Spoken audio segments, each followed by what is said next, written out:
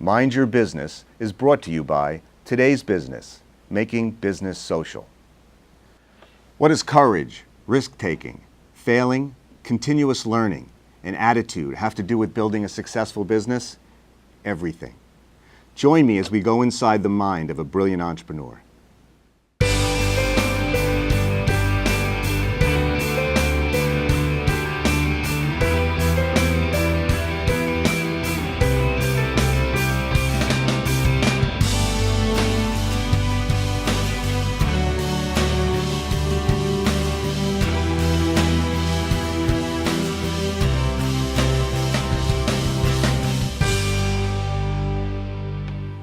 Welcome back. I'm Barry Farber, and this is Mind Your Business, where we take a look at business leaders and their strategies, and we go deep into the mind of how they deal with failures, setbacks, obstacles, strategies, change. Well, there's many reasons for success, but I'd like to share with you one of the stories I heard that kind of gives you an example of what the most powerful reason why people succeed in any endeavor. There was a sensei, I think it was actually Kung Fu many years ago on the show, where the student asked the sensei, how do I become a black belt? How do I become a master at this? And after repeated questioning, the sensei took his head, they were by a fish pond, and he shoved it in the water, and he kept his head down in the water until he was struggling, and his arms were flying. And he finally, and he came out, could hardly breathe, and the sensei looks at him and says, when you want it as bad as you wanted to take a breath, that's when it'll come. And I know that sounds crazy, but that's sometimes the strategy you need to have that hunger, that desire, that passion to get over the obstacles you're going to get when you try something new or different or really hard. Well, when we come back, we're going to go dive into the many traits and strategies of entrepreneurship with business leader Tom Maoli. Don't go away.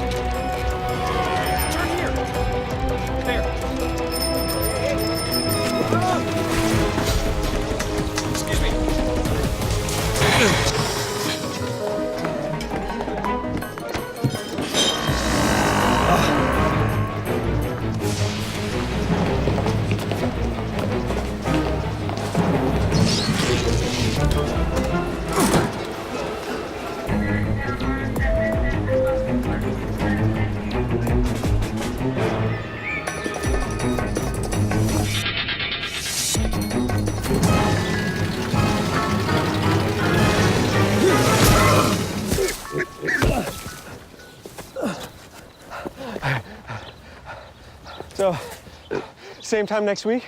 Well, of course. Put away a few bucks, feel like $1 million. For free tips to help you save, go to Feed the Pig. Welcome back. New Jersey bred Tom Maoli is the very definition of an entrepreneur. When pressed with an opportunity, Maoli has never hesitated, trusting his keen business sense to direct him. The result? Maoli has established himself as one of the state's most successful and influential business leaders. Since purchasing his first dealership, Lexus of Route 10 in Whippany, New Jersey, in 2011, it is now the #1 Lexus dealer in the Northeast region.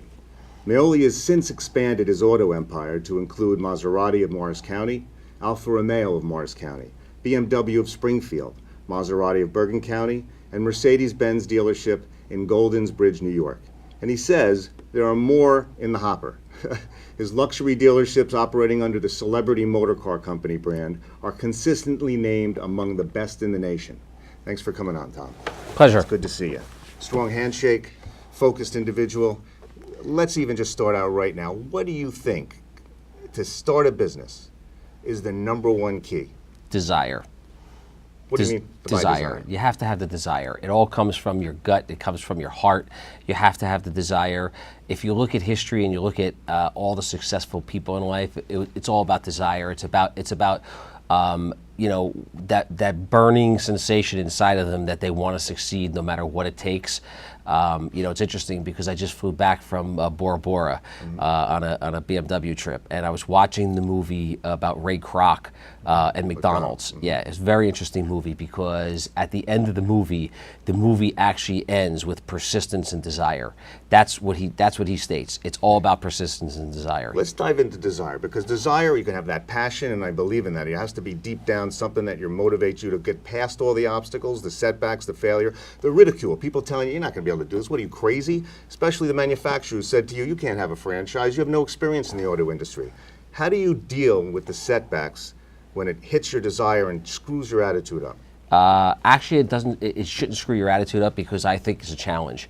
I actually, when somebody tells me I can't do it, deep down inside, there's a little giggle, and it's almost like, okay, well now you've just challenged me to figure out how I'm going to do this, because you're going to try. Your intention is to shut me down, and I'm going to figure out how to. You know, I'm a running back, right? We're playing football. I'm going to find the hole. Right. My goal is to score a touchdown. Exactly. Yep, your focus. So there's a saying I always go by, no makes me go. Give me no. If I have an understanding of something that has value, that I see an opportunity that'll benefit a lot of people, I love the no. No Right. doesn't mean no. No means maybe come back next time with a different approach. Right. What goes on in the mind of Tom Maoli when you're told no by people that say that it won't work? Well, listen, in order to get to the no, you have to have already identified the opportunity in your mind. You know, when you see an opportunity in your gut, there's something that tells you this is right. This feels good. I see it. I see what this could be. It's like an artist with a canvas, right? They start with a canvas, they take out a paintbrush, and they already know in their mind what that picture is supposed to look like when it's done. That's what a true entrepreneur is about. They already know. Now they're going to figure out how they're going to get there. Yep, the vision, that's already built in. Matisse had something where they slowed down his painting, Yes. and his brush actually did the brush movement before it hit the canvas. Yes. In his head. I love Yes, that. exactly. So let's talk about, desire is key. But one thing I've learned is that failure isn't failing as long as you don't fail to get back up, and use that as intelligent action to move forward. What do you do when you get a setback or something happens bad? What happens not only in your mind but in the action you produce? Well, I think it's another challenge.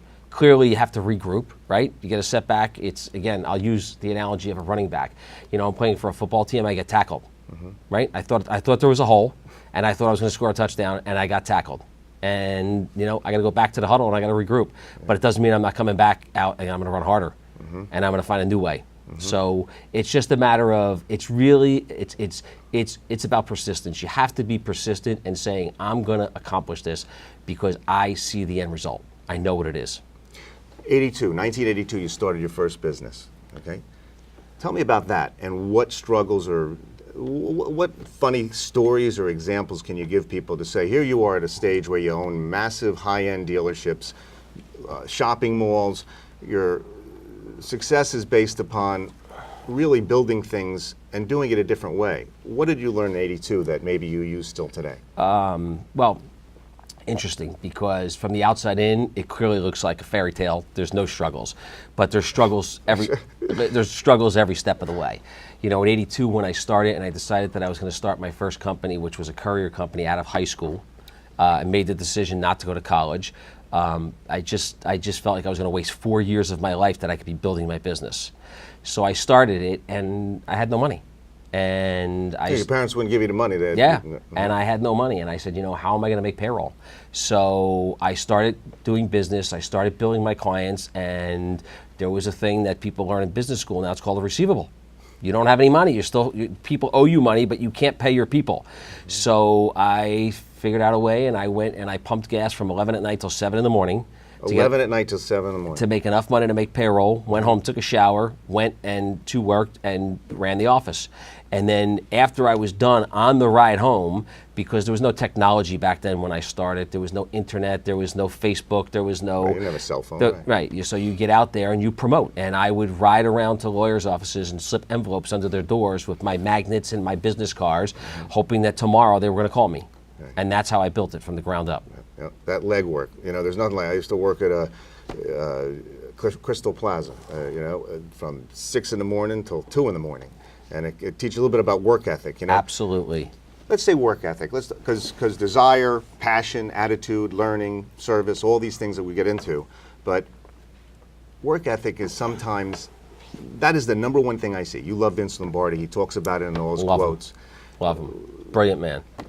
What would you tell somebody out there about work ethic? What does that mean? What advice would you give? Well, listen, I think that, technology is a wonderful tool, and it's been part of my success because I serviced the technology industry when I was in the logistics business, and I rode the internet boom.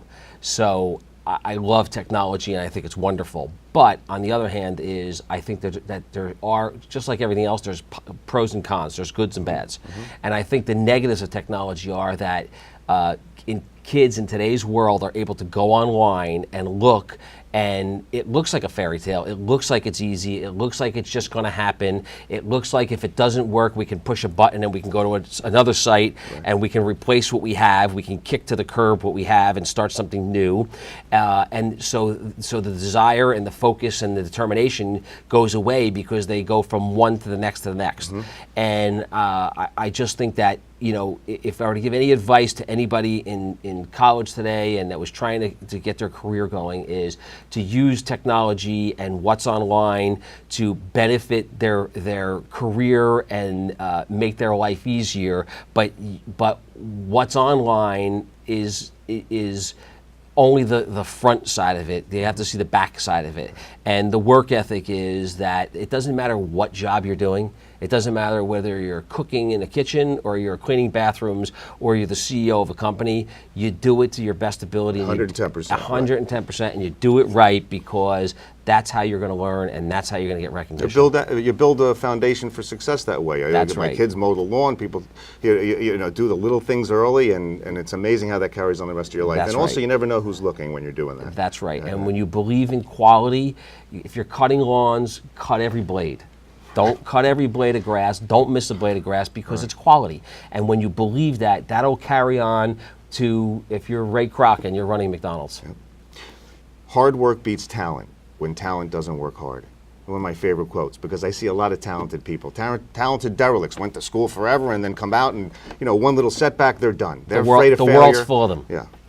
So I'm going to explore further with you when we come back. We're going to get into, I want to talk about service, how to differentiate companies today, because you walk into retail, and even though a lot of online is taken over, Yes. look what happened in the news, whether you talk about Whole Foods and Amazon and the things that are going on. But I want to look at how do you differentiate today with the touching points of people that they never forget that they come back because of something unique that differentiated you, especially in a high price market. Right.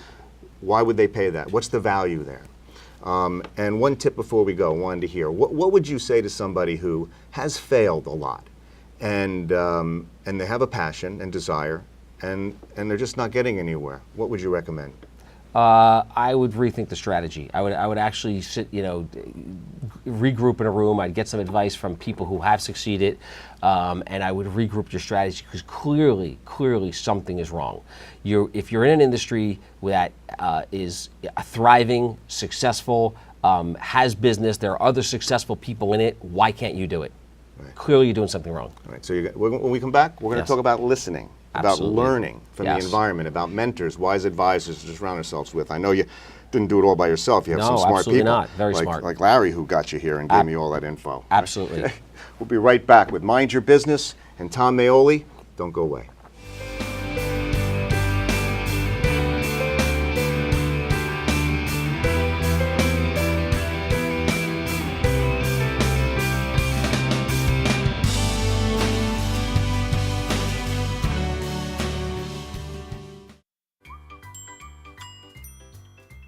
fancy pants peanut butter?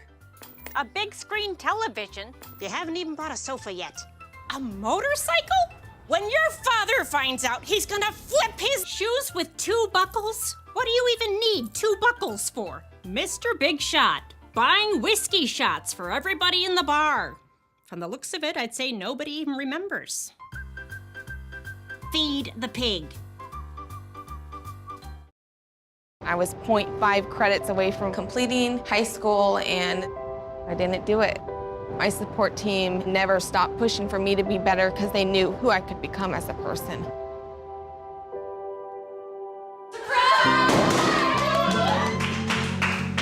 I've been given an opportunity, and I'm just thankful for it. Find free adult education classes near you at finishyourdiploma.org.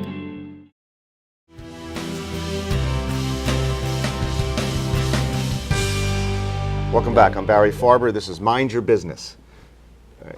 Not mind your own business, mind your business, the mind. We're with Tom Maoli, and we're going to go deep in the mind. And I want to start out with risk. I'm going to talk about the fact that I had a guest on. He was a billionaire, made hundreds of people millionaires. He said a quote to me. He says, Barry, there's risk and safety, and there's safety and risk.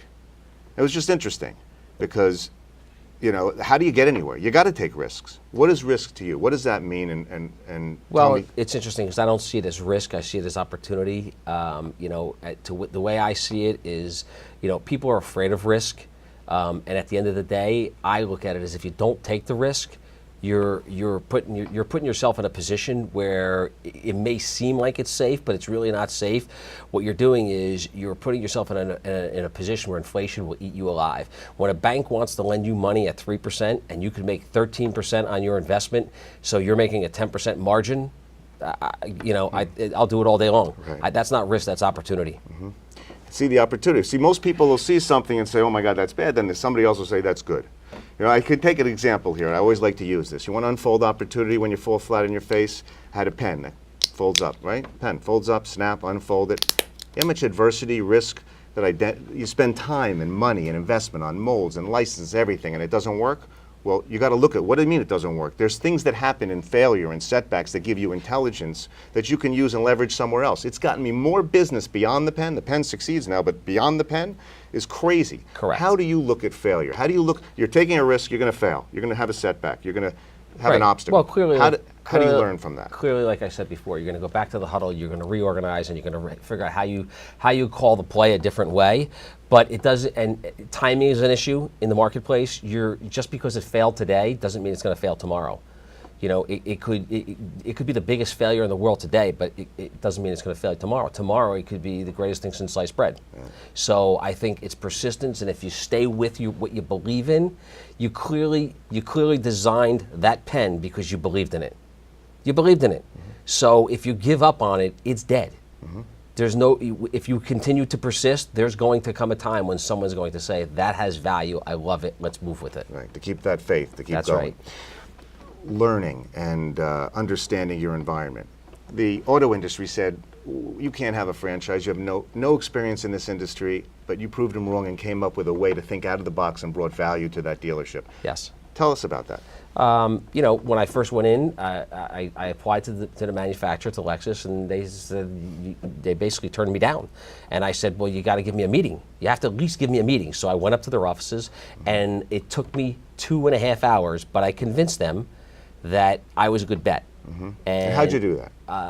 I gave them my experience. I told them what I was going to do. I told them that there's no one that's going to work harder at their business, that's going to care more about their customers and their cars and their franchise. And you know, over time, they believed me. And, Why? And why do you think they went? Because it was in my gut and it was in my heart. It was not just. I wasn't selling them a bag of goods. I was giving them what I really believed in, and they felt it. They saw it. You can't sell that. No, you can't. If sell you it. don't believe in it, like when I work with a lot of sales forces, and I talk about when you go on a call, confidence is the #1 factor. Yeah, but if you right. don't have the intelligence, the research, the backing, the foundation, when you go in, I mean, forget 99% of it is listening and understanding the customer. But if you go in with no passion or not a Right. belief in what you're selling, get out of the business. Anything. You have to believe in yourself, number one. You have to believe that you can do it. You have to believe in then what you're doing. And then I call it theater of the mind. You have to create a theater. You're on stage. You have to create a theater. You have to get that audience to clap. What about learning? How much do you spend time learning, reading, research? Every day, every minute. Every day, every minute you're learning. I'm a student of any business, of the world, of banking, of the politics, of anything. You're always learning. If you think you know it all, then you're done. I think it was a basketball coach said, once you know it all, you don't learn anything. It's what you learn after you know it all. That's what it is. It's what you learn after you know it all that counts. That's right. And have that open mind. That's right. That's right. So what goes on in the mind of when do you read? Do you study people? Do you have mentors? I study people. I read. I look at history. History is very important because obviously history repeats itself, and you can look at other people's failures, other people's successes, and you can learn from that. You can learn from your employees every day, what they do, what they see. They're on the ground. They see it much different than I'm seeing it now because I'm in the dugout, right? I'm calling the play from the dugout. They're on the field now, so I see it, they see it differently. So you have to listen, you have to get the information, and then you have to make the decision based upon what you see. Again, when you're making that decision, you're already seeing the painting, you're seeing the end result. Right. Service today, what is different that you do? Because that's a big passion of yours, I know, but there's so many companies that it's in their advertising, it's everywhere. We deliver, over, come to us. But it has to be delivered 3 feet from the customer every day. What do you do? Service is about one thing. It's very interesting, and I was at a national dealer meeting in New Orleans, and the global chairman of Lexus came up to me and he said to me, this is after they denied me and then approved me. He came up to me in a crowd of at least 2,000 people and found me, and he said to me, "Hey, what are you doing different? Because I see what's going on." And he said, "Clearly you're doing something, I want to know what it is." And I was joking with him, and I said, "Well, I'm not going to tell you because then you're going to tell everyone else." And but really, what it's about, it's hospitality and connection with the customer. You have to understand that customer and what their needs are, and what buttons, how to push their buttons, and how to get them to like you and associate with you. And it's not really about what you're selling. Obviously, I'm in the car business. It's not about cars. It's about connecting with the customer. It's about making that customer feel like they have a value. And when you can connect with that customer, and every single customer on that level, then you're successful. Then you got a home run. Listening. So it's funny. I'm doing a keynote talk for a group that I worked with 20 years ago. So I said, let me have your top reps in the country and in the area that I'm speaking about. I speak to the top reps. I ask them questions. Why do they think they sell well? What's their success strategy? Then I ask for their customers. Then I ask permission to interview their customers and record the conversation.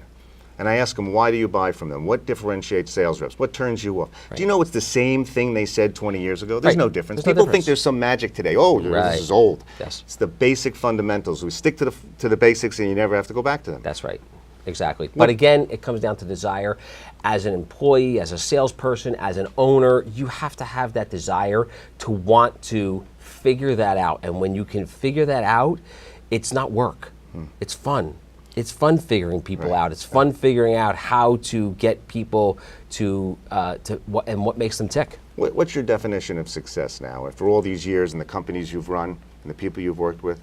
I think, listen, clearly there's a financial indicator of what success is, but it's really that's not the end all. It's really about happy customers, happy employees, lending institutions that will finance your deals when you walk in the door, investors that'll say, hey, I want a piece of you, I want to invest in you, I want to throw money into your deals when you don't even need them, because you don't need their money. But the reality of it is that's success when you have respect of all of that, then I think you're successful.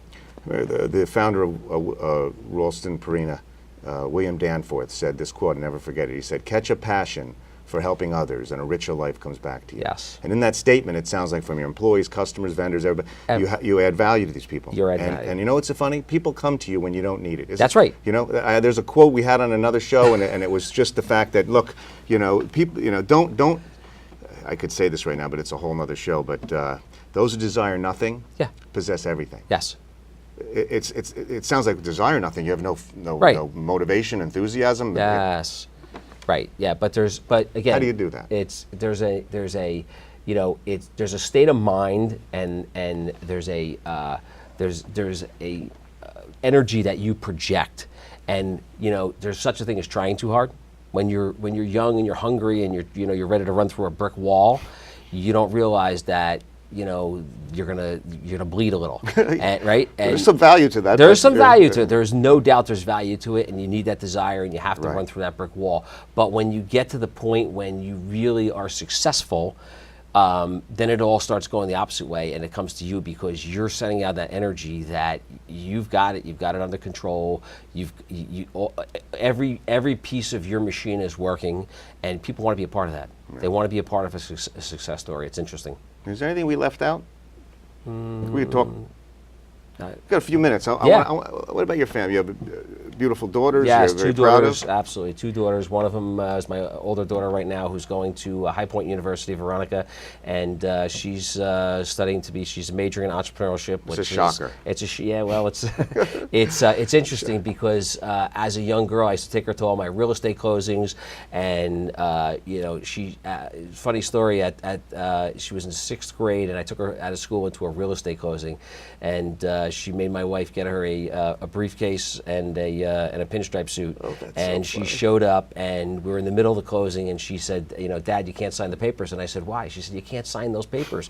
So I had to go out in the hallway and figure out why we couldn't sign them with the lawyers, and it was because something was spelled wrong. No way. Oh, it was amazing. It was so she's got it. She's, you know, and she's learned young, and I think she's got big desires. She had me in New York City this weekend looking at hotels and apartment buildings because she wants to build luxury hotels and apartment buildings, and she's got this whole concept in her head of what she wants to do.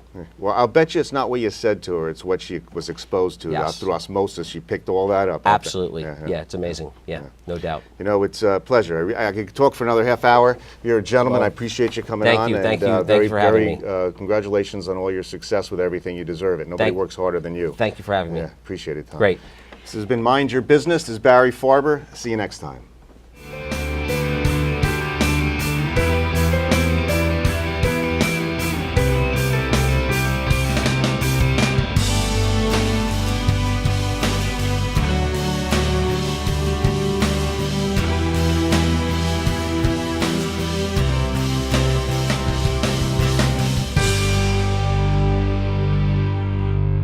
Mind Your Business is brought to you by Today's Business, making business social.